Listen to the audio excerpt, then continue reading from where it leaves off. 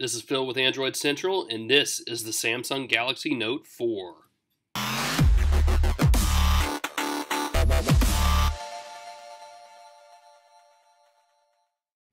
The day of the phablet is not yet done. Now, if you're not a fan of that name, and I'm not, it doesn't matter. Samsung doesn't care. They sold 5 million Galaxy Note 3s in the first month.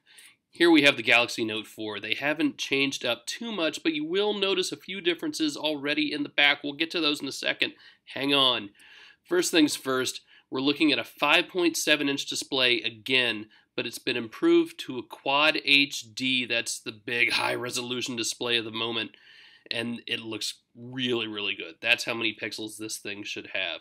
It's been upgraded with a 16 megapixel camera on the back there, and yes, you do see the heart rate monitor, the heart rate sensor that has been brought over from the Galaxy S5. There's that display. Looks really nice. Samsung's done a good job here.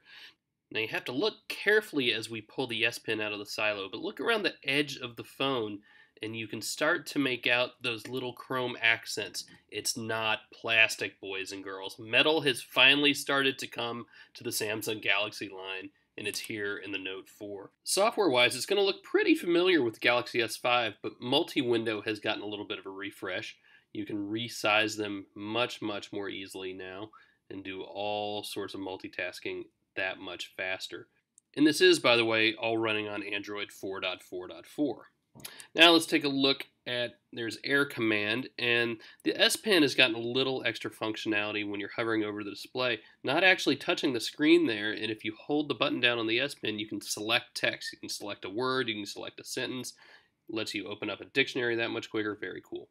Now this should look familiar in S Health. It is the heart rate monitor, the heart rate sensor. You stick your finger over the back there on that little sensor port, and it will tell you how fast your heart is beating.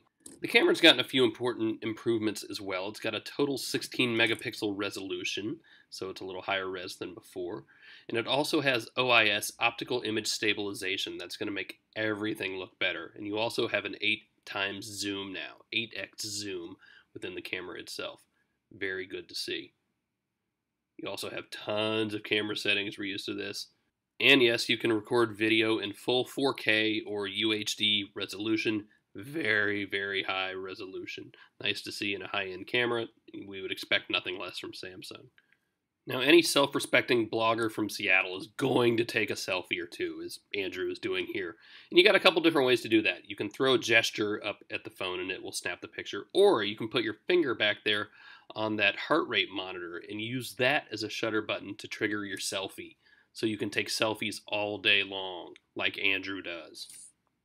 A few other specs you need to know here. Now, the front-facing camera wasn't ignored. It's up to a 3.7 megapixel resolution with an f1.9 lens. That's pretty important for, you selfie fans like Andrew.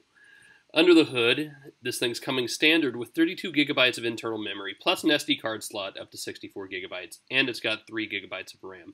Processor is going to vary depending on where you are in your region. Let's talk power for a second. The Note 4 comes with a 3,220 milliamp hour battery, and Qualcomm has a special adaptive charging in here that will take you from full dead to 50% in only 30 minutes. And it also will be able to take advantage of Qualcomm's Quick Charge 2.0 when that's finally available. So there you go, very quick first look at the Samsung Galaxy Note 4.